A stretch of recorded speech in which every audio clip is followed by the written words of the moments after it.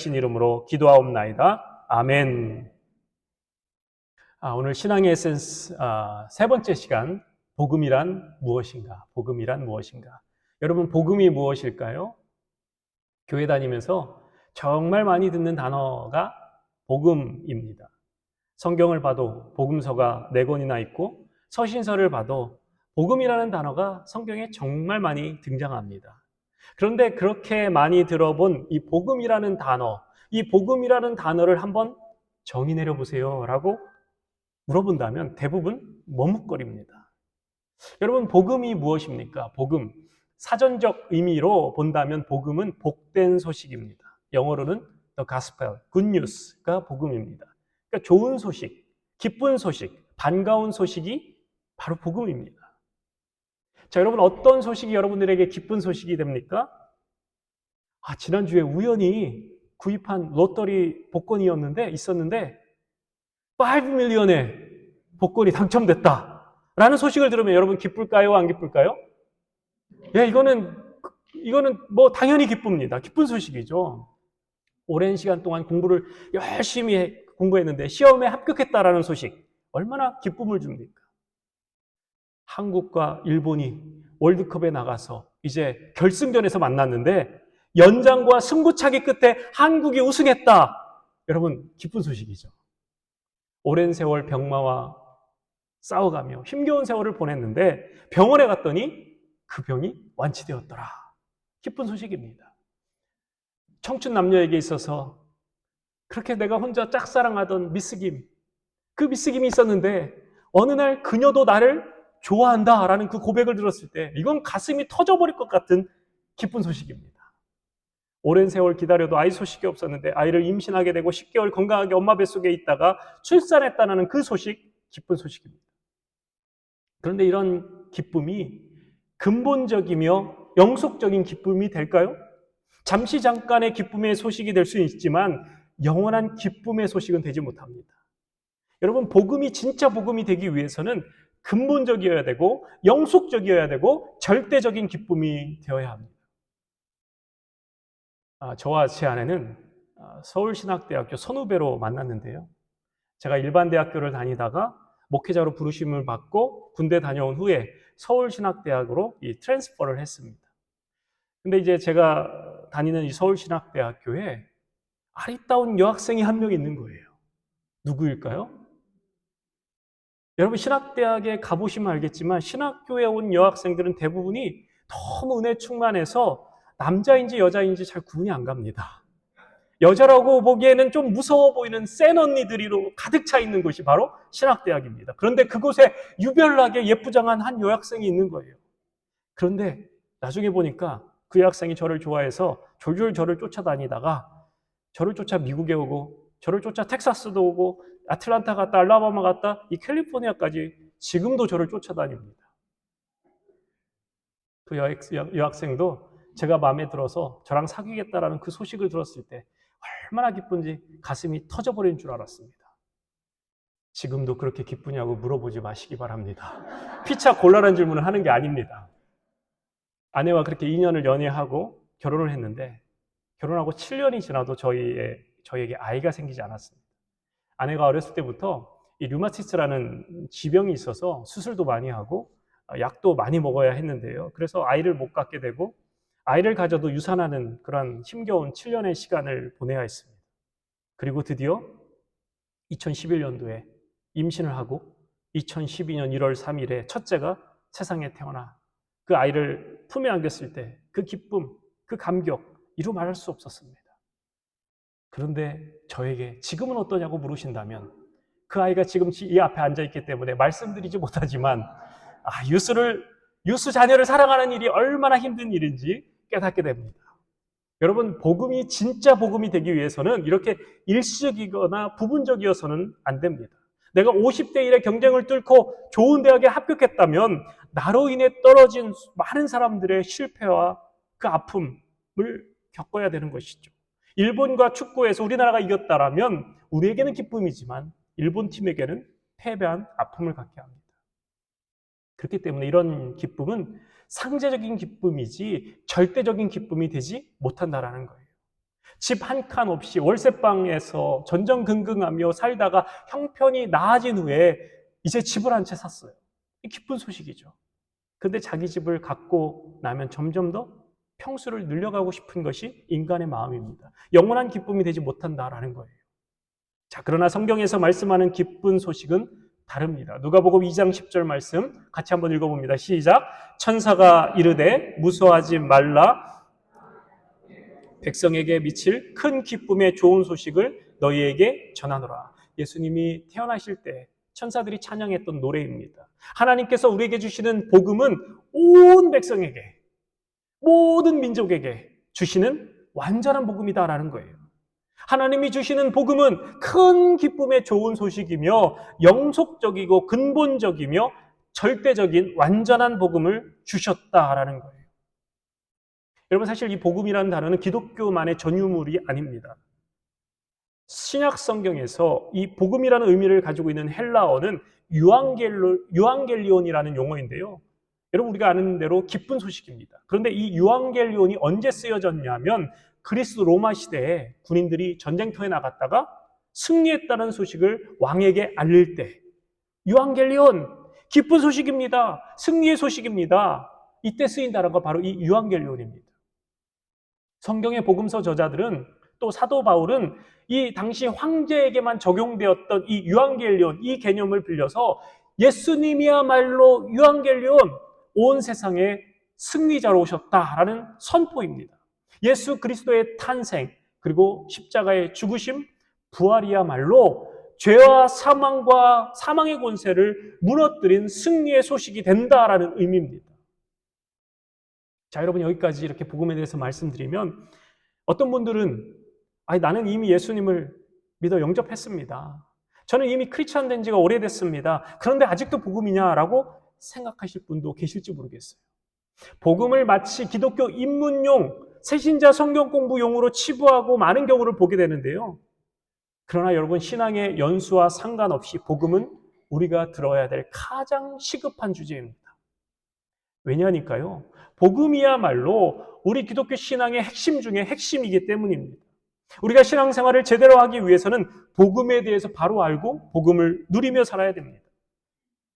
세계적인 전도자였던 빌리 그레이엄 목사님이 은퇴하게 되었을 때 신문기자와 인터뷰를 하게 됩니다. 그 자리에서 기자는 빌리 그레이엄 목사님에게 이런 질문을 했습니다. 목사님, 지금까지 수많은 나라에 다니며 복음을 전하시고 이제 은퇴하시게 되었는데 혹시 은퇴하시는 목사님 마음 가운데 남아있는 아쉬움이 있다면 그것이 무엇입니까? 그때 빌리엄 목사님은 뜻밖의 이런 말씀을 하셨어요. 저는 지금까지 복음이 교회 바깥에만 필요한 줄 알았습니다. 그런데 전 세계로 다니면서 복음을 전했는데 지금 생각해 보니 복음이 교회 안에도 절실하게 필요하다는 것입니다. 저의 아쉬움은 교회 안에 복음을 제대로 전하지 못한 것입니다. 이 많은 사람들이 복음을 이야기하면 전도할 때 전하는 말씀, 불신자들이 들어야 될 말씀 정도로만 생각합니다. 이미 예수님을 믿고 신앙의 연소가 올라가면서 집사가 되었고 권사가 되었고 장로가 되었고 심지어 목사까지 되었는데 이제 내가 무슨 복음의 이야기가 더 이상 필요하냐라고 생각할 수 있습니다. 자, 그런데 오늘 로마서를 보니까 그렇지 않더라는 거예요. 로마서 1장 15절 말씀, 그러므로 나는 할 수 있는 대로 로마에 있는 너희에게도 복음 전하기를 원하노라. 바울이 지금 로마에 있는 너희에게도 복음 전하기를 원하노라 라고 말하고 있는데 여기 로마에 있는 너희는 누구냐면 이미 믿음 생활하고 있는 사람들이에요. 로마 교회 성도들이 바로 1차 수신자들이에요. 더군다나 바울은 할 수 있는 대로 무슨 수를 써서라도 로마에 있는 성도들에게 복음을 전하고 싶다라는 거예요. 왜 그럴까요? 바울이 이 로마서를 썼을 그 당시는 로마 교회가 세워지고 약 한 20여 년이 흐른 다음이었습니다. 예수님을 믿고 교회에서 신앙생활한 지 20여 년이 지났는데 여전히 뜨겁고 여전히 그 믿음의 순수성을 지키며 열정적으로 신앙생활을 하는 사람들이 많기보다는 오히려 타성에 젖어서 첫사랑의 감격도 있고 그냥 그저 그렇게 건조하게 신앙생활하는 사람들이 더 많더라는 거예요. 여러분, 우리가 신앙생활을 하면서 오래된 우리 교회 성도님들, 여러분들은 어느 쪽입니까? 여전히 뜨겁고 여전히 정말 복음에 감격해 있습니까? 아니면 여전히 그냥 냉랭하게 신앙생활하고 있습니까? 여러분, 불파입니까? 냉파입니까? 불파? 냉파? 여러분, 로마교회 성도들 중에 또 복음을 듣고 신앙생활 한 지 오래된 성도들이 많았다라는 거예요. 그런데 그들이 시간이 지남에 따라서 처음 믿은 그 믿음의 순수성을 다 잃어버린 거예요. 시간의 지남에 따라 그냥 다 그저 그런 거예요. 다 들었던 말씀, 신앙생활도 그냥 타성에 젖어서 그냥 교회만 왔다 갔다 그냥 냉탕 믿음으로 변질되어 가더라는 거예요. 그래서 사도 바울은 로마 교회 성도들에게 다시 복음을 전하고 싶다라는 거예요. 굳어진 마음, 교만한 마음, 그 마음이 녹아져서 그 마음이 녹아져야 될 성도들이 로마 교회 안에 많이 있었다. 그래서 원색적인 십자가의 복음을 그들이 다시 들어야 된다라는 거예요. 그리고 또한 교회를 아무리 오래 다녀도요, 복음에 대해 잘 모르는 분들이 수도 없이 많습니다. 예수 그리스도 십자가의 복음에 대해서 무지하고 구원의 풍성한 축복에 대해 무지한 사람들이 교회에 분명히 있다는 거예요. 여러분, 교회에 오래 다닌 복음에 반응하는 그 교회에 오래 다닌 성도들의 복음에 대한 반응은 대체로 두 가지입니다. 첫째는요, 나는 이미 다 안다라는 거예요. 십자가 설교를 하면 다 아는 얘기다. 죄 용서 받아야 된다 말하면 그거 모르는 사람이 어디 있냐라는 반응입니다. 그러나 이런 분들 중에 실제로 하나님의 아들 예수 그리스도가 자신의 죄 때문에 십자가에 죽었다라는 그 사실에 대해 제대로 한 번도 부딪혀 본 적이 없는 사람들이에요. 복음에 대해 불감증을 가진 사람들입니다. 교회 안에서 영적으로 심각한 병을 앓고 있는 사람들을 조사해 보면 대부분 예수 믿은 지 오래된 늙은 닭들 같이 그냥 그저 그렇게, 왜 저렇게 영적으로 축 처져 있을까? 왜 저렇게 맹숭맹숭할까? 염려되는 분들의 공통점은 대부분 다 교회 오래 다니신 분들이에요. 초신자들은요, 아직 잘 알지 못하기 때문에 하나하나 깨달으면서 변화되기 시작하고 있는 사람들입니다. 그렇기 때문에 복음을 필요로 하는 사람들은 교회 안에 더 많을 수 있다는 거예요. 그리고 두 번째 반응은, 아니 복음이야 예수님 처음 믿을 때 필요한 것이지 이미 구원받은 우리에게 더 이상 필요 없는 거야 라는 반응입니다. 복음을 무시하는 태도죠. 이렇게 생각하는 분들은 복음이란 그냥 그저 구원받을 때나 필요한 것 정도로 생각하고, 이미 구원받은 사람들에게는 복음이 필요 없다. 그리고 우리는 더 고차원적인 어떤 윤리적인 가르침 아니면 신학적인 지식, 이것들이 필요하다라고 생각합니다. 그러나 그렇지 않다라는 거예요. 복음은 예수님을 영접할 때도 필요하지만 오래된 신자들에게도 반드시 필요한 말씀이 바로 복음입니다. 왜 우리가 복음을 다시 들어야 합니까? 우리가 복음을 다시 들어야 될 첫 번째 이유는 복음을 듣고 또 듣게 될 때 구원의 감격이 회복될 수 있고 그 감격과 기쁨을 지속할 수 있기 때문입니다. 여러분, 구원의 감격이란 구원을 주신 하나님께 대한 감사이며 구원받은 자로서의 기쁨입니다. 이 기쁨이란 한 사람이 거듭나지 못한 채 교회에 겨우 다니지만 그러다가 어느 날 하나님의 그 놀라운 은혜를 경험하고 변화되어, 그리고 갑자기 민물처럼 가슴에 밀려오는 정말 말로 형용할 수 없는 그 기쁨, 거듭남의 기쁨입니다. 영혼이 바짝 말라 병들어 있는데 하늘에서 쏟아지는 그 은혜의 단비를 맞고는 그 영혼이 살아나는 기쁨입니다. 체험을 잃은 성도들에게 살아계신 하나님을 만나는 그 감격을 누리게 하기 위해서는 반드시 복음이 필요하다라는 거예요. 18세기의 영국의 부흥사였던 조지 휘필드는 20대 초반에 다시 복음 앞에 서서 체험한 그 구원의 감격에 대해 이렇게 시적으로 표현합니다. 오, 죄의 무게가 사라지고 수심에 잠긴 내 영혼이 하나님의 사랑을 깨닫게 되었을 때 내 영혼은 얼마나 큰 기쁨으로 가득 찼던가. 그것은 말로 설명할 수 없는 기쁨이었다. 내 기쁨은 홍수처럼 강둑을 넘어 범람했다. 여러분, 십자가의 복음은 죽었던 교회를 살리는 능력이 되는 줄로 믿습니다. 여러분, 복음은 단지 지식이 아니에요. 복음은 능력입니다. 복음은 우리의 삶을 송두리째 바꿔놓습니다. 복음은 나라와 민족의 역사를 바꿔놓습니다. 그냥 교리로 아는 그런 지식으로의 복음이 아니라 복음이 내 삶 가운데 실제가 되어야 되는 거예요. 자, 그렇다면 과연 복음이란 무엇인가? 오늘 본문 다시 한번 볼까요? 자, 본문 2절부터 4절까지 말씀 다시 한번 읽어봅니다. 시작. 이 복음은 하나님이 선지자들을 통하여 그의 아들에 관하여 성경에 미리 약속하신 것이라. 그의 아들에 관하여 말하면 육신으로는 다윗의 혈통에서 나셨고 성결의 영으로는 죽은 자들 가운데서 부활하사 능력으로 하나님의 아들로 선포되셨으니 곧 우리 주 예수 그리스도시니라. 아멘. 여러분, 복음이 한마디로 말하면 뭐라고요? 우리 주 예수 그리스도시니라. 예수님이 복음입니다. 예수님이 복음입니다. 여러분, 복음은 처음부터 끝까지 하나님의 아들에 관한 것이라는 거예요. 이 3절과 4절에 드러나 있는 복음의 내용은 그 아들이 출생과 그분의 죽으심 그리고 부활에 관한 것이다. 예수님이 다윗 왕의 혈통에서 태어나셨으며 그분이 하나님의 위대하신 아들로 죽은 자들 가운데 부활하셨다. 그리고 이러한 십자가의 부활을 통해 그분은 우리의 주가 되셨다라는 것입니다. 여러분, 오늘 본문으로 읽은 우리 로마서 1장 2절부터 4절은요, 성경 전체의 요약이라고 봐도 무방합니다. 2절에 보면 복음의 약속이죠. 여러분, 복음 어디서부터 온 겁니까? 주어가 누구예요? 하나님이 선지자들로부터 선지자들을 통하여 그의 아들에 관하여 하나님이 복음의 원천이시다라는 거예요. 우리 지난주에 살펴봤던 죄의 근원 창세기 3장에 보면 범죄한 아담과 하와에게 메시아가 오실 것을 하나님 예고해 주시죠. 창세기 3장 15절 같이 읽어봅니다. 시작. 내가 너로 여자와 원수가 되게 하고 내 후손도 여자의 후손과 원수가 되게 하리니 여자의 후손은 내 머리를 상하게 할 것이요 너는 그의 발꿈치를 상하게 할 것이라 하시고, 원시복음이라고 합니다. 범죄한 아담과 하와에게 하나님이 약속하신 메시아에 대한 말씀입니다.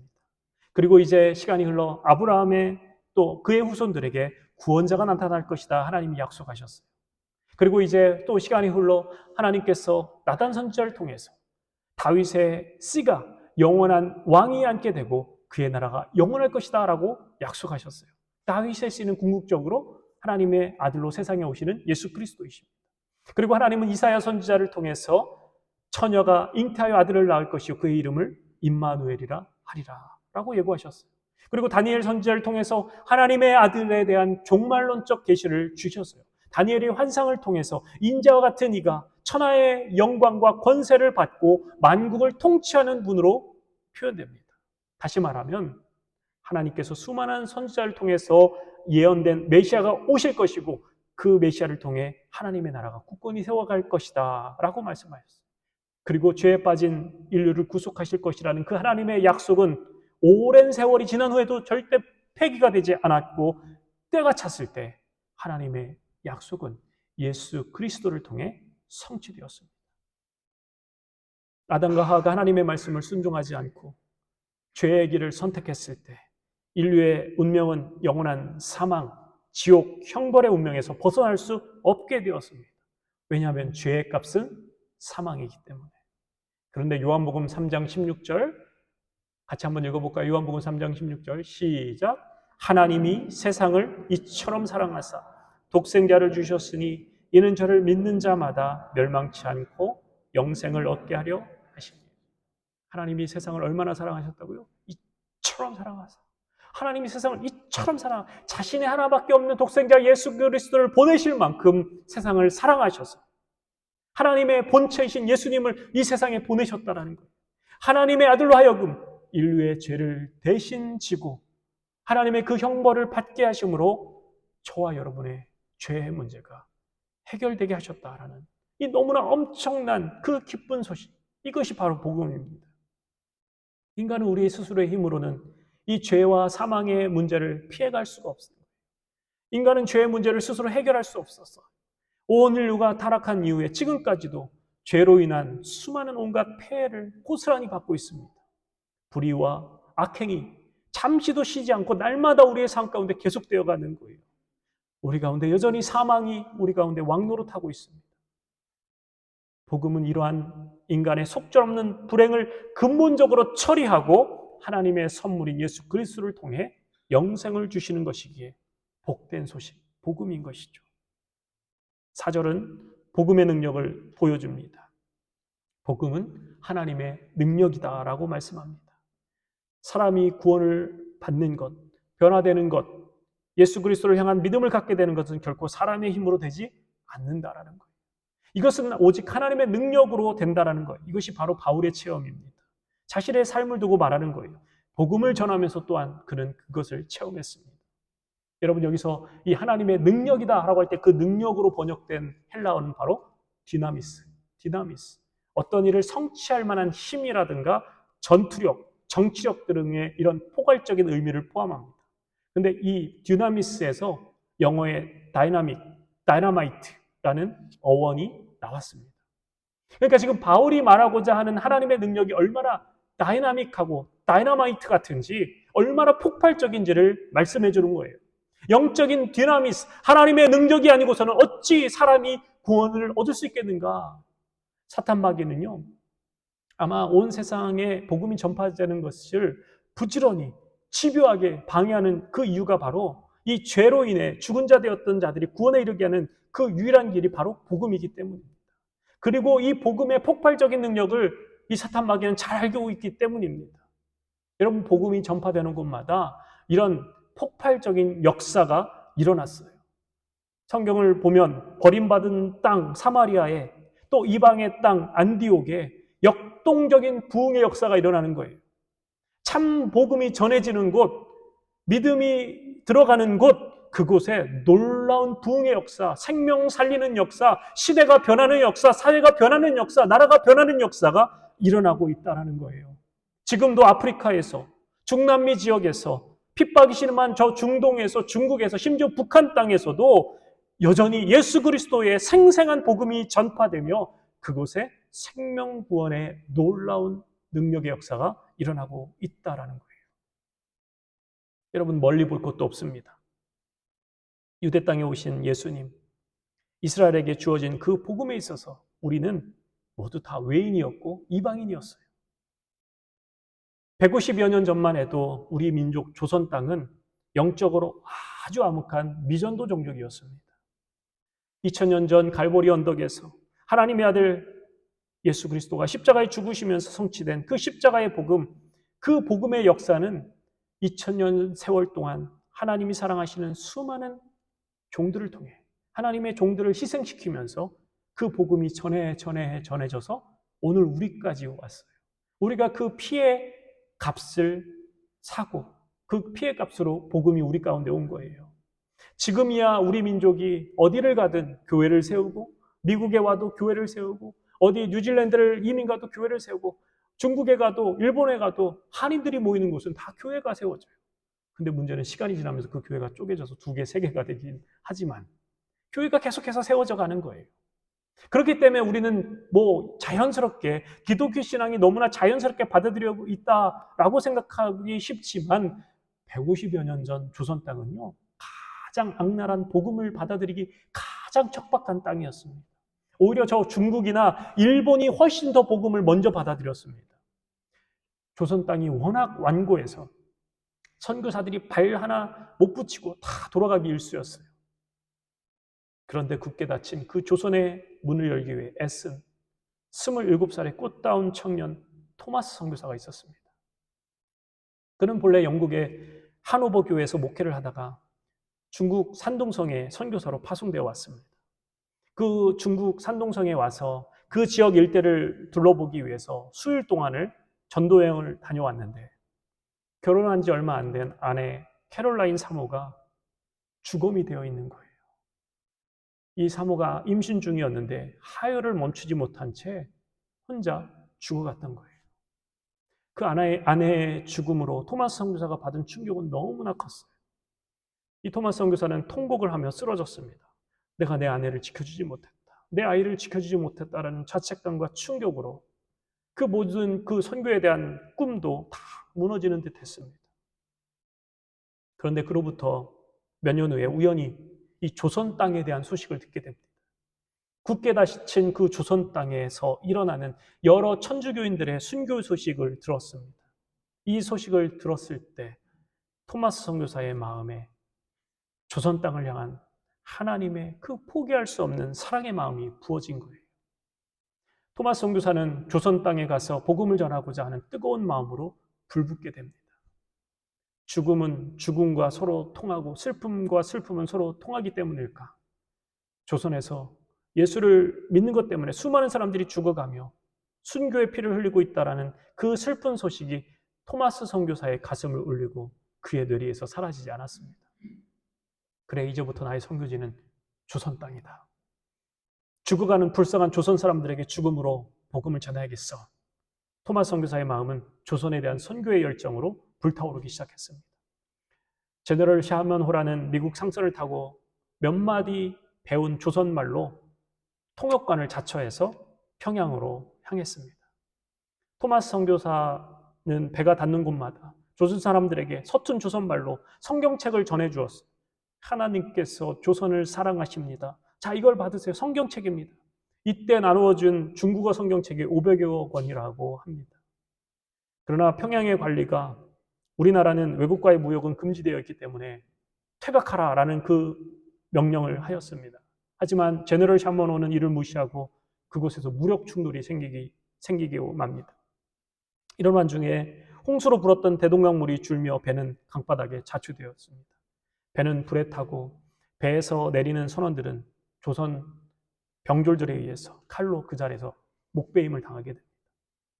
토마스 선교사도 가지고 있던 몇 권을 품고 성경 몇 권을 품고 강으로 뛰어내려 헤엄쳐 왔지만 복음 한번 제대로 전할 기회를 얻지 못하고 박충권의 칼날에 목이 떨어졌습니다. 그의 피가 쏟아져 대동강변을 붉게 물들였습니다. 토마스 선교사는 죽으면서도 그 박충권을 향해서 성경을 주면서 어눌한 한국말로 하나님은 당신을 사랑하십니다. 이 한마디를 남기고 하나의 미랄이 되어 땅에 떨어지게 됩니다. 이 박충권이라는 사람은 처음에는 거부했지만 집으로 돌아가서 이 성경 한 권을 가지고 가게 됩니다. 그리고 성경을 찬찬히 읽다가 예수님을 만나게 됩니다. 그리고 그는 안주교회 장로가 되었습니다. 그리고 평양에 수많은 교회가 세워지고 평양은 한국교회의 중심이 되어서 동방의 예루살렘이라고 할 만큼 복음을 여는 전초기지가 되었습니다. 그냥 된 것이 아니었죠. 하나님을 사랑하는 종들이 뿌린 복음의 능력이었습니다. 복음이 하나님의 능력이라는 것은 복음을 받는 자들, 복음을 믿는 자들, 그들의 삶에 직접적인 영향을 미치는 능력이기 때문입니다. 여러분, 복음은 현재 우리의 삶에도 영향을 미쳐야 되고 미치는 것이 맞습니다. 어떤 사람들은 난 나중에 몇십 년 후에 구원받아 갈 천국만을 생각합니다. 현재 내 삶에는 아무런 영향을 미치지 못하는 복음이라면 그것은 복음이 아닌 거예요. 복음은 현재, 지금 여기서 나의 삶에 직접 영향을 미치는 능력입니다. 예수님은 나의 삶에서 동떨어져서 그냥 바라만 보고 계시는 분이 아닙니다. 지금 나와 여기서 나와 함께 하시는 분. 그분을 믿고 의지하는 자들에게 직접적인 영향을 미치시고 통치하시고 다스리십니다. 복음의 현재성, 복음의 실제성, 그리고 복음은 우리에게 소망을 갖게 합니다. 힘들고 고통스러운 삶을 살아가고 있지만 우리 가운데 소망을 주는 거예요. 이 땅의 삶에 곤고와 아픔을 경험하는 이들에게 그 아픔과 곤고를 이겨나갈 수 있는 힘을 주는 것이 바로 복음의 소망성입니다. 그래서 복음은 능력이 되는 거예요. 말씀을 정리하겠습니다. 여러분, 복음이란 무엇인가? 예수 그리스도가 복음입니다. 예수 그리스도가 복음입니다. 여러분, 얼마나 쉽고 단순하고 명료합니까? 예수 그리스도는 누구에게나 복음이며 근본적이고 영속적인 복음입니다. 우리가 믿을 때, 살아있을 때뿐만 아니라 죽음의 심판의 자리에 가서도 예수님이 바로 복음입니다. 내가 성공할 때도, 내가 실패할 때도 예수님만이 복음입니다. 내가 넘어졌을 때도 일어날 힘을 주시고, 두려울 때는 피할 바위가 되어주시며, 죄에 넘어졌을 때 다시금 용서하시고 세워주시며 회복해 하시는 능력이 바로 복음인 줄로 믿습니다. 고린도후서 5장 17절 말씀 같이 한번 읽어봅니다. 고린도후서 5장 17절 시작. 그런즉 누구든지 그리스도 안에 있으면 새로운 피조물이라. 이전 것은 지나갔으니 보라 새 것이 되었도다. 여러분, 우리가 복음을 실제적으로 마주하게 된다면 우리는 반드시 이런 변화를 경험하게 되는 거예요. 예전에는 주일 되면 그냥 저 들로 산으로 골프 치고 하이킹하고 캠핑하러 다녔는데 이제는 교회 다닌다. 이 정도의 변화를 의미하는 것이 아니라 총체적인 변화, 새로운 피조물이 되는 거예요. 새로운 변화가 이루어지는 거예요. 존재론적 변화가 이루어지는 거예요.